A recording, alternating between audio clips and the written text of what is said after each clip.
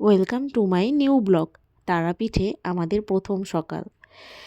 আগের দিন পৌঁছেছিলাম আর সন্ধ্যা আরতি দেখে মন্দির থেকে চলে এসেছিলাম হোটেলের রুমে। খাওয়া দাওয়া করে শুয়ে পড়েছিলাম, কারণ সারাটা দিন অনেক ট্রেনে জার্নি করে ক্লান্ত হয়ে গেছিলাম বলে আর তেমন কোথাও ঘুরতে টুরতে বেরোইনি। সকাল সকাল ঘুম থেকে উঠে জানলাটা খুলে বাইরের দৃশ্যটা দেখতে খুব ভাল লাগছিল। সব তো ওখানে বিল্ডিং আর বিল্ডিং, আমাদের এখানকার মতন ছোট ছোট বাড়ি আর কোথায় দেখা যায়। যাই হোক, যে যেখানে থাকে তার নিজের জায়গাটাই খুব প্রিয়। দু একদিনের জন্য ঘুরতে গেলে সব জায়গায় ভালো লাগে, কিন্তু বাড়ির মতন শান্তি কোথাও আর নেই। তো ওখানে আমরা সকালে ঘুম থেকে উঠে বাইরে জানলা দিয়ে কিছুক্ষণ বাইরের পরিবেশটা দেখছিলাম। তারপর ছেলেকে একটু ঘুম থেকে ওঠানোর চেষ্টা করছিলাম। ছেলে রাত্রেবেলায় অনেক দেরি করে ঘুমিয়েছিল, তাই বলে উঠতেই চাচ্ছিল না। এই যে দেখো, উঠে আমার বাবু মশাইয়ের স্নান টান সব হয়ে গেছে। স্নান করে ওকে রেডি করাচ্ছিলাম মন্দিরে বেরোবো বলে। আমি আবার রেডি হয়ে নিলাম স্নান করে। নিয়ে গেছিলাম লাল পাড় সাদা শাড়ি। মায়ের মন্দিরে যাব, শাড়ি পরে পুজো দিব না তাই কখনো হতে পারে? রেডি হয়ে লিফটে করে আমরা নিচে চলে আসছিলাম, কারণ আমাদের বড়রা এই মন্দিরের আশেপাশে চলে এসেছিল ওখানকার জিনিসপত্র সব পুজোতে কী কী দিতে হবে সেগুলো রেডি করার জন্য। তো আমরাও যেমন রেডি হয়ে চলে আসলাম। আস্তে আস্তে রাস্তায় দেখো সব দোকানপাট খুলে গেছে। দোকানপাট মেলার মতন, সারি সারি দোকানপাট, অনেক সাজাগোজা জিনিস, ড্রেস আর মিষ্টির তো রকমারি, কত রকমের মিষ্টি।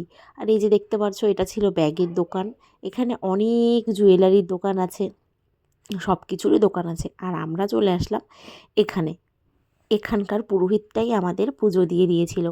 আমরা আমাদের পুজোর ডালাটা রেডি করছিলাম। এখানে নিয়ে নিয়েছিলাম লাল জবা ফুলের দুটো মালা, নীলকণ্ঠ মানে অপরাজিতা ফুলের দুটো মালা, কারণ আমরা গেছিলাম চারজন।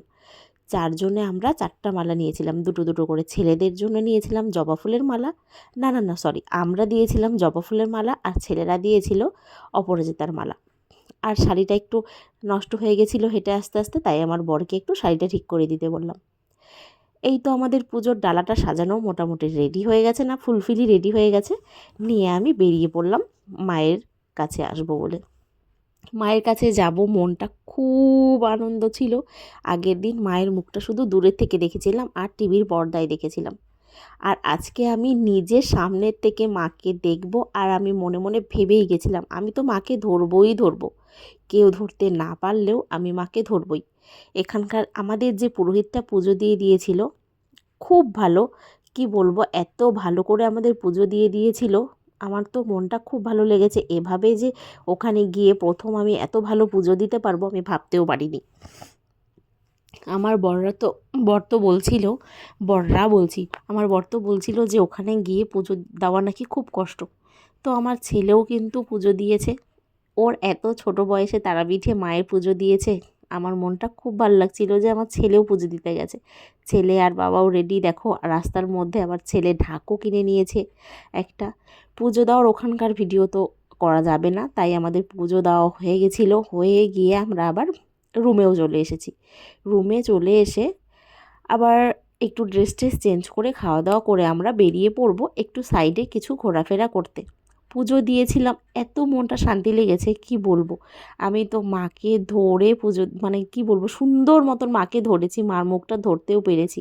ওখানে পুরোহিতরা ছিল, সবার পুজো দিয়ে দিচ্ছিল, কিন্তু আমাদের যে পুরোহিতটা পুজো দিয়ে দিয়েছিল উনি খুব ভালো ছিল, আমাকে তো অনেকটা কাছে নিয়ে গেছিলো মায়ের। আর তারপর আমরা এখানে একটা জায়গায় গিয়েছিলাম, এই জায়গাটার নাম হচ্ছে নিতাই বাড়ি। অনেক সাইট সিইং ছিল, কিন্তু তখন মন্দির প্রায় বন্ধ ছিল, অনেক কটা মন্দিরই বন্ধ ছিল।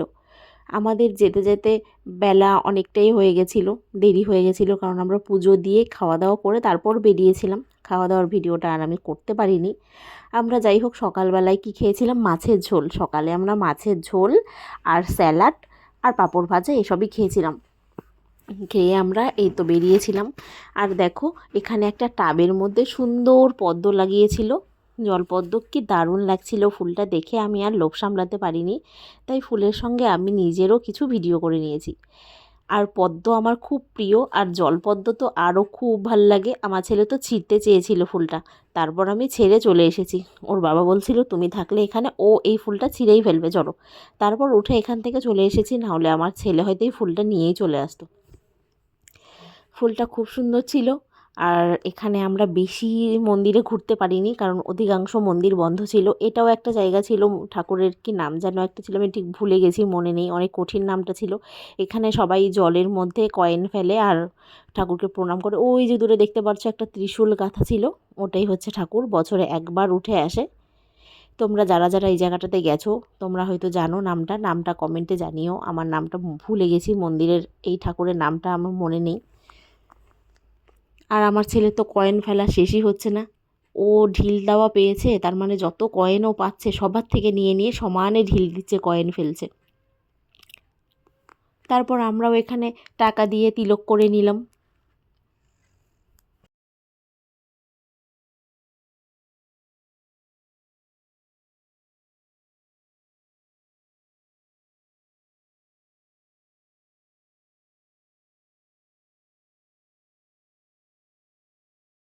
তিলক কাটার পর সবার মুখটা কিন্তু বেশ সুন্দর দেখাচ্ছিল।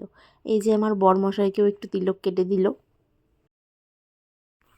বরমশাইয়েরও তিলক কাটা হয়ে গেছে। এবার আমরা বেরিয়ে পড়ব একটা অন্য মন্দিরের উদ্দেশ্যে। জায়গাটা যেখানে দাঁড়িয়ে আছি আমরা, এই জায়গাটা প্রাকৃতিক দৃশ্যটা এত সুন্দর ছিল, জায়গার নদীর মধ্যে গাছটা খুব ভালো লাগছিল। তারপর আমরা এখান থেকে চলে আসলাম বামাখ্যাপার বাড়িতে। বামাখ্যাপার বাড়িতে ঢোকার আগেই একটা বোতলে জল দেয়া ছিল, হাত ধুয়ে এখানে মন্দিরে গিয়ে প্রণাম করতে হবে। বাড়ির সামনে মায়ের মন্দির, ভেতরে বামাখ্যাপার জন্মভূমি আর আতুরঘর জন্মস্থান। এখানেই জায়গাটা এতটা নিরিবিলি শান্ত একটা পরিবেশ। এখানে হয়তো যারা তারাপীঠে গেছো তারা অবশ্যই এখানে ঘুরেছো, বা যারা যাওনি এরপরে তারাপীঠে গেলে এই জায়গাটাতে যাবে, গেলে খুব সুন্দর একটা মাটির একটা কুঁড়ে ঘর দেখতে পাওয়া যাবে, আর খুব সুন্দর নিরিবিলি একটা শান্তির জায়গা। তো এখানে আমরা ঢুকে পড়লাম। যেতে যেতে ভিডিও করা ভেতরে নিষেধ ছিল, জন্য আমি আর ভিডিও করতে পারিনি। এই দেখতেই পারলে এটা বামাখ্যাপার আতুর ঘর। ঘরটা খুব সুন্দর। তারপর ওখান থেকে আমরা সোজা হোটেলে চলে এসেছি। এসে একটু রেস্ট করে সন্ধ্যাবেলায় আমাদের খাবার চলে এসেছে। আমার বর আর রাজুদা দুজন মিলে গিয়ে নিয়ে এসেছে টিফিন বক্সের মধ্যে চা, আলুর পকোড়া আর বেগুনি। আর সঙ্গে ছিল পেঁয়াজ, শসা, টমেটো, কাঁচা লঙ্কা দিয়ে মুড়ি মাখা। দারুণ ছিল সন্ধ্যার স্ন্যাক্সটা, খুব টেস্ট লেগেছিল খেতে। আর অনেকেই বলে তারাপীঠের সমস্ত ভাজা পোড়া পকোড়া নাকি খেতে দারুণ টেস্টি। এবার আমি প্রথম খেয়েছি, সত্যি আলুর চপটা এত টেস্টি ছিল, খুব ভালো লেগেছে। আমাদের সন্ধ্যার খাবারটা খেয়ে আমরা আবার একটু বেরিয়ে পড়লাম মন্দিরের উদ্দেশ্যে। এবার ভেবেছিলাম মন্দিরে এসে আমরা মায়ের আরতি দেখব, কিন্তু কপালটা এতই খারাপ, আস্তে আস্তে আমাদের একটু দেরি হয়ে গেছে, আরতিটা শেষ হয়ে গেছে। তো আরতি শেষ হয়ে গেছে, আরতি আর দেখতে পারিনি। দেখো কত ভিড়, কত লোক এখানে পুজো দিতে যায়। আমাদের ফালাকাটারও কিছু লোককে আমি দেখেছিলাম, আমরা যেদিন গিয়েছিলাম সেদিন ওরাও পুজো দিয়েছিল। অনেক কাউকেই দেখেছিলাম, 3-4 জনকে মোটামুটি দেখেছিলাম যারা পুজো দিতে গেছিলো আমাদের ফালাকাটারই। তো মন্দিরের মধ্যে কত ভিড়, এখানে সিজন আনসিজন নেই, প্রত্যেকটা সময়ই ভিড় থাকে, প্রচণ্ড ভিড় থাকে। আর বিশেষ করে নাকি প্রত্যেকটা অমাবস্যাতে ভিড় থাকে, খুব ভিড় থাকে। আর আমি তো ভাবছিলাম এখনই এত ভিড়, তাহলে অন্য সময় কত ভিড় থাকবে। আর যারা ভিড়ের মধ্যে পুজো দিতে গেছো তারা অবশ্য জানো যে কতটা কষ্ট ভিড়ে পুজো দেওয়া। আমরা তো এই পুরোহিতদের সঙ্গে ঢুকে পড়েছিলাম, তেমন একটা লাইনেও দাঁড়াতে হয়নি। আর যারা লাইন দাঁড়িয়ে পুজো দেয় তাদের তো খুব কষ্ট হয়। অবশ্য যেখানেই যাও না কেন তীর্থস্থানে লাইনে দাঁড়িয়ে পুজো দেওয়ার পুণ্যিটা কিন্তু অনেক বেশি। কোনো সাইডের দরজা দিয়ে না ঢুকে লাইনে দাঁড়িয়ে পুজো দেওয়াটাই ভালো। আমি তো ছেলে নিয়ে গেছিলাম, খুব কষ্ট হবে, ও এতক্ষণ দাঁড়িয়ে থাকতে পারবে না বলে পুরোহিতের সঙ্গে কথা বলে আমরা স্পেশাল টিকিট কেটে ঢুকে পড়েছিলাম মায়ের দর্শন করতে। এখানে দেখো টিভিতেও দেখাচ্ছে মাকে, মায়ের মুখটা। আর আমি মন্দিরের অনেকটা কাছে গিয়ে সন্ধ্যাবেলাতেও মাকে অনেকক্ষণ টাইম দেখেছি। এখানে জানো না তো অনেক বয়স্ক মহিলারা দাঁড়িয়েছিল, যারা মায়ের মুখটা একবার শুধু দূরের থেকে দেখবে বলে। মায়ের মুখটা দেখার জন্যে ওখানে কত মানুষদের কত অস্থিরতা প্রকাশ করছিল যে সাইড দিচ্ছে না কেন, মাকে দেখতে পারছি না। এই যে দেখো মায়ের মুখটা, আমি একটু তোমাদের দেখাচ্ছি, এই যে দেখেছো মায়ের মুখটা দেখা যাচ্ছে। সত্যি মায়ের মুখটা দেখলে মনটা শান্তি হয়ে যায়। আমি এই ভিডিওটা দেখেই ভাবি যে কি যে খুশি লাগে মুখটা দেখলে, মুখটা এত শান্ত, মার মুখটা দেখলে মনটা শান্ত হয়ে যায়। তারপর আমাদের এখানে আরতি দেখা হয়নি, মায়ের মুখটা দেখে প্রণাম করে আমরা আবার বেরিয়ে চলে আসছিলাম শ্মশানে যাব বলে। এটা কিন্তু তারাপীঠের শ্মশান, মহাশ্মশান।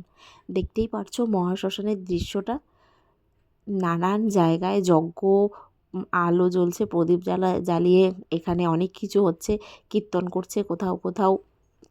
তারপর তো এই দেখো কত অন্ধকার জায়গাটা, একটু ভয় ভয়ই লাগে, কিন্তু সামনে থেকে একদম ভয় লাগে না, ভিডিওতে একটু ভয় ভয় লাগছিল। ওখানে গিয়ে আমার ছেলে আবার খুব বায়না করছিল ঢাক বাজাবে। ও যেখানেই ঢাক দেখুক না কেন, ঢাক দেখলেই তো ওর ঢাক বাজাতে হবে।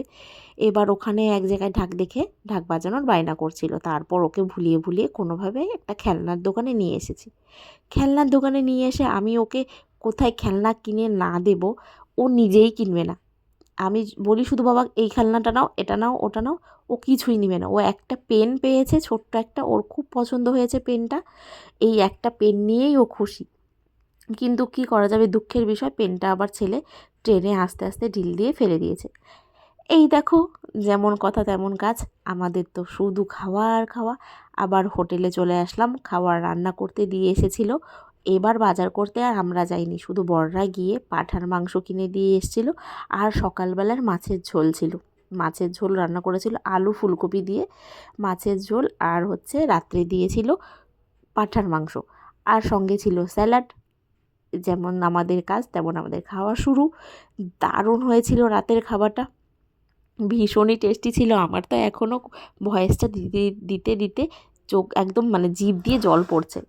আর এই যে রাতের খাবার শেষ হয়েই আবার সকাল হয়ে গেল, ঘুম থেকে উঠেই খাবার দেখতে দেখতে তোমরা ভাববে আমরা শুধু খাই আর খাই।